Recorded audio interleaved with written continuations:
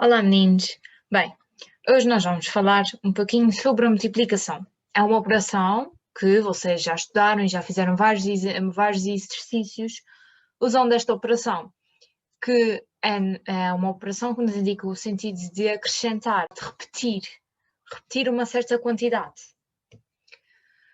Mas vamos relembrar-nos de algumas questões, alguns conceitos mais básicos sobre esta operação.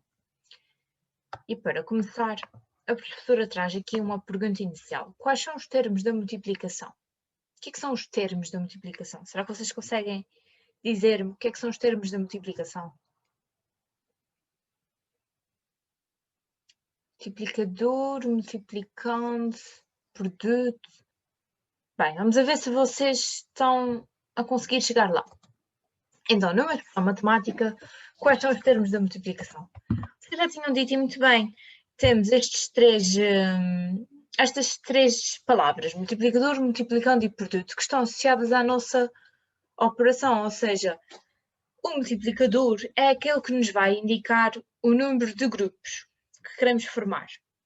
E o multiplicando vai-nos dar o número de elementos de cada grupo. Ou seja, a Joana foi às compras e comprou 3 caixas de lápis.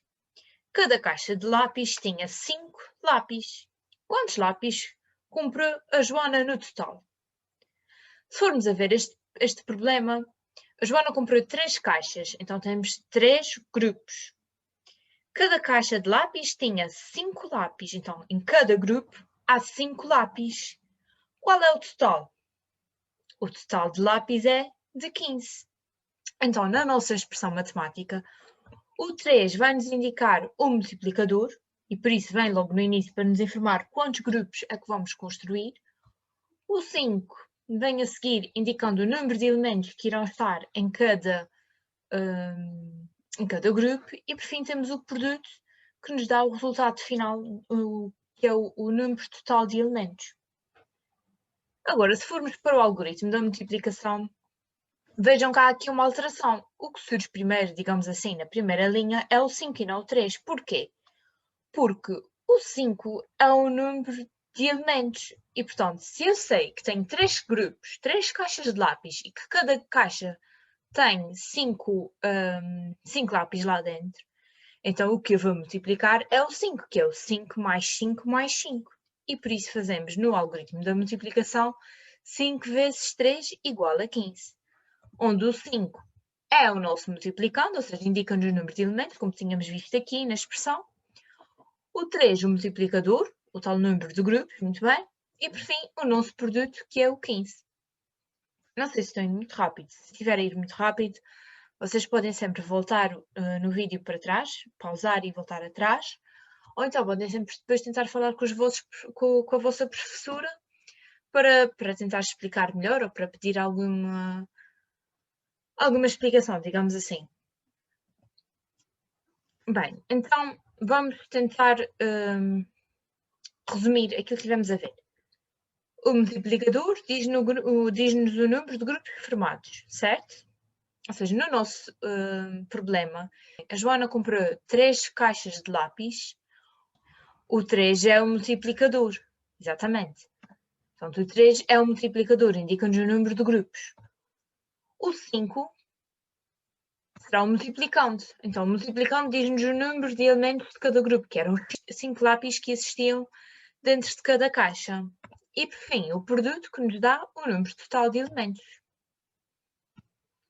Então, é importante não esquecer que quando estamos a trabalhar dentro da operação de multiplicação, a expressão matemática irá indicar-nos primeiro o número de grupos, depois vamos multiplicar, porque o sinal de vezes lemos como a multiplicar, ou então podemos ler assim: o número de grupos multiplicando com o número de elementos de cada grupo dá-nos o número total de elementos. Ou então podemos dizer que o produto do número de grupos e pelo número de elementos de cada grupo irá dar o número total de elementos. Portanto, aqui é importante não esquecerem esta formação da expressão. Primeiro o número de grupos, depois o sinal de vezes para multiplicar, para indicar a operação que estamos a realizar, depois o número de elementos de cada grupo e, por fim, o número total. Daí o 3 vezes 5, 3 caixas de 5 lápis deram 15 lápis no total. Então agora, se formos a ver aqui o nosso triângulo da multiplicação e da divisão, vamos falar dos fatos básicos da multiplicação, que vocês já falaram. Começaram por falar no segundo ano e agora no terceiro ano já falaram outra vez. E é importante não esquecermos, diz aqui uma chamada de atenção. De acordo com a propriedade comutativa da multiplicação, se trocarmos a ordem dos fatores, o produto é o mesmo. O que é que isto significa? Pensem um bocadinho. Propriedade comutativa da multiplicação. Se trocarmos a ordem dos fatores, quais são os fatores? O 3 e o 5. Se trocarmos a ordem, o produto é o mesmo. Na tabuada, quanto é que é 3 vezes 5?